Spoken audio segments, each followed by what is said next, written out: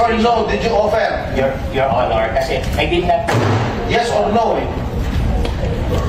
Your Honor, material po kasi yung context, Your Honor. Did you offer, yes or no? I did not ask if it's a settlement or not. The only question I'm asking you is that if you offered financial contribution. I did not say it's a settlement.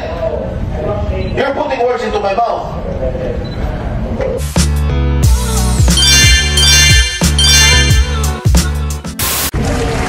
Oh, Mr. Nones, inoferan mo si Ninyo Mula, the father, ng financial contribution sa charitable institution of his choice.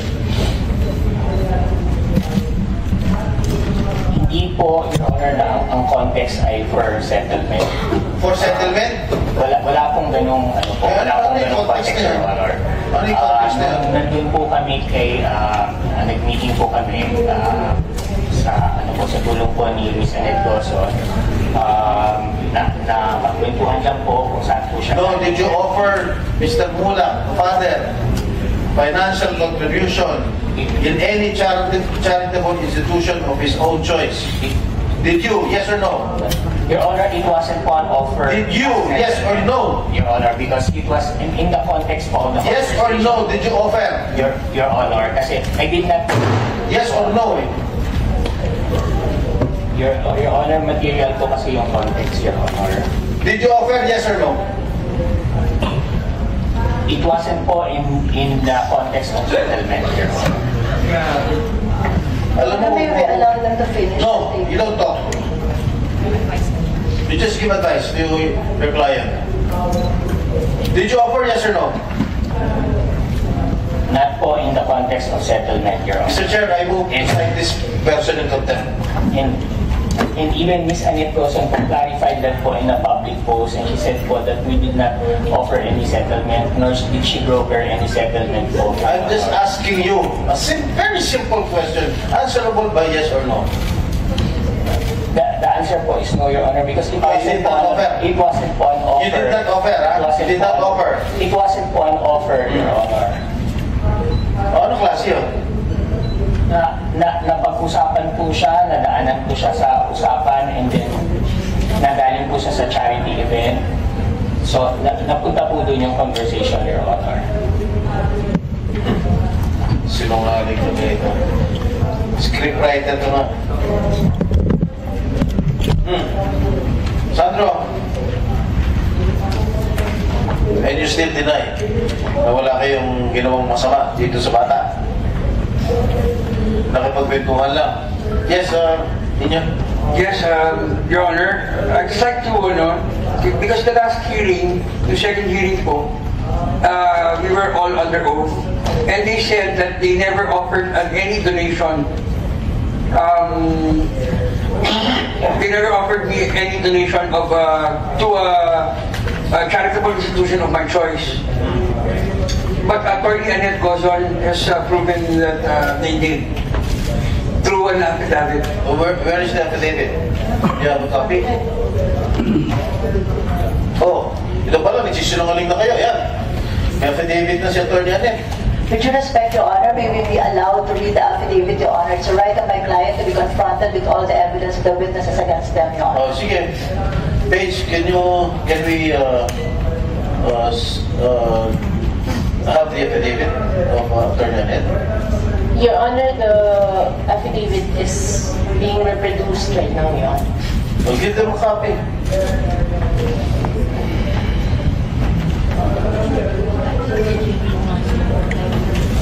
Suspend lang muna po natin yung session. Pwede muna po kayong kumain. Andan mo, suspend lang muna po habang inaantay natin. Ready to resume, Mr. Chair? Senator Jigoy. Mr. Nones, I assume that you have already read the affidavit that was duly signed by Attorney Annette, the Vice President of GMA7. Yes, Your Honor, please, my client will answer the question. No, let your client answer, not you. We submit to that, Your Honor. But I would just like to... The legal counsel, is here only to give legal advice to your client. We submit to that, Your Honor. My client will answer. Assessment on the affidavit, Your Honor. No, I was asking you a while ago if you offered Mr. Nino Mulak financial contribution to any charitable institution of his own choice, and then you denied it. Now here comes the affidavit signed by Attorney Anet, who I think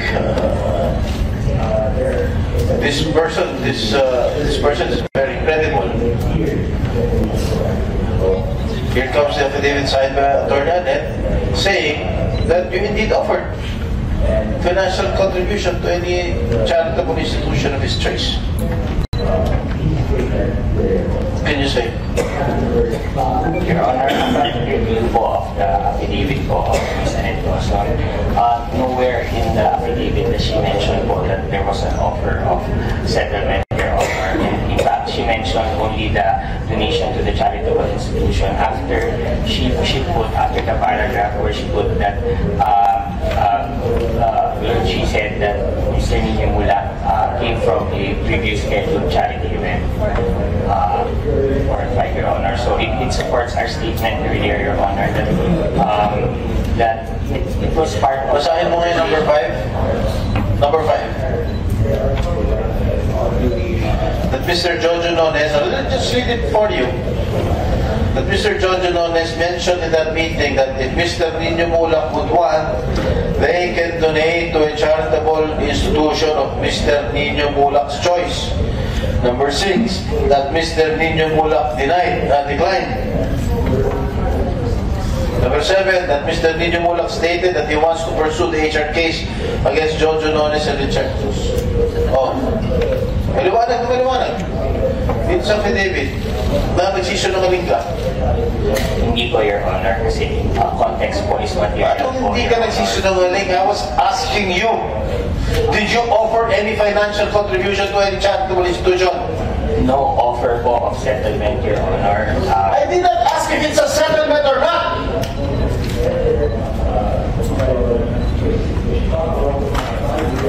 The only question I'm asking you is that if you offered financial contribution,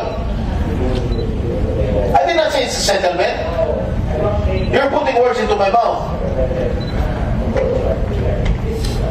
Mr. Chair, I move that he decided in contempt. Mr. Jojo Nunes, naiintindahan niyo po ba yung motion na kayo po ay patawan ng contempt? Opo, Your Honor, pero with all due respect po, Your Honor, nag-explain Wala na, nagsisungaling ka na eh. Alam mo, Jojo, hindi kita kilala ha. Kahit matagal na ako sa showbiz, hindi kita kilala. Pero, huwag naman ganun. Ha? We are here trying to know the truth, to ferret out the truth. Eh, patuloy ka nagsisungaling dito sa amin. Talagang, isasad ka namin in contempt. Maliwanag na dito sa affidavit. Maliwanag na sinabi ni Sandro. May drugs pa involved. May sexual harassment na involved. Hindi lang ang sexual harassment eh. Assault eh. Dahil pinagsamantalahan niyo yung bata, pinag-take niyo ng drugs, tsaka niyo pinagsamantalahan. That is what do you call this? Drug-induced sexual assault? Tama ba yung sinabi ko, attorney? FBI. Kawawa na yung bata. Pinag-drugs yun ha, kinalay niyo pa. NBI?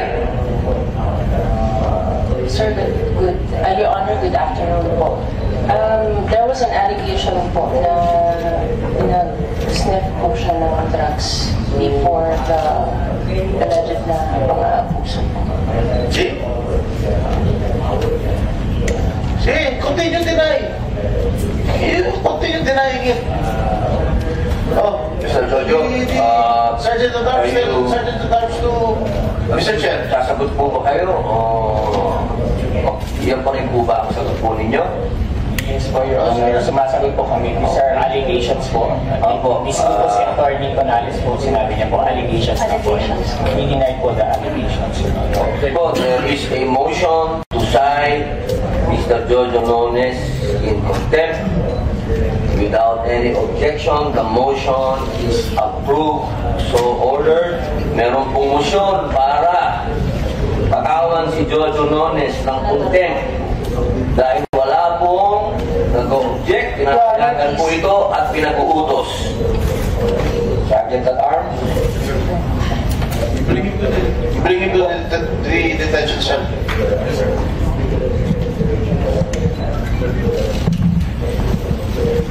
Attorney Topacio, you're not only lawyering for Mr. Gerard Santos, am I correct? You are also here as an independent resource person. Yes, because Your you're Honor. handling cases relative to these issues. Yes, Your Honor. Correct? Yes, Your Honor. Alright. Kanina sinabi ko, hindi lang lalaki minumulestya, pati mga babae. Alright? I heard before, during the lunch, you were saying that you're handling 2 cases. Bill folded like a straw. Tapos pinahit niya yung bata, pinasingkot niya yung bata. The first time lang ng bata. And there was really sexual abuse. There was really sexual abuse. And they kept on denying it. They kept on denying it. Sir, bakit po si Mr. Nones lang? Bakit po yung isa po, hindi? Hindi na magsasalita isa eh. Diba, mga sumunod na rin yan. Kasi pag binasa ko lahat siya, malaswa. Malaswa. Hindi, that's not for public consumption. Yung talagang ginawa. Detalyadong ginawa sa bata. Pero sir, sa executive session, dinitali na yung sabi. Hindi na, because alam ko na eh. Base sa investigation na ginawa ko. And he confirmed it. Alam ko na eh. Si Sandro nagdetalye yung sa affidavit, no? Ha? Si Sandro Yes. Binasa ko affidavit. Pero sa executive session, hindi na niya yung... Hindi na. Kasi binasa ko na affidavit. Sa t-shirt, may pantalon. Usual. Sir, ang problema kasi dito, this has been going on sa movie industry. Not only males, even females. Siguro na 80s, 90s, but siyempre gusto ko sumikat. Lapit ako sa mga higher-ups, sa mga director, sa mga kinaukulan para sumikat ako. Ganun lang. Pati babae, hindi lang lalaki.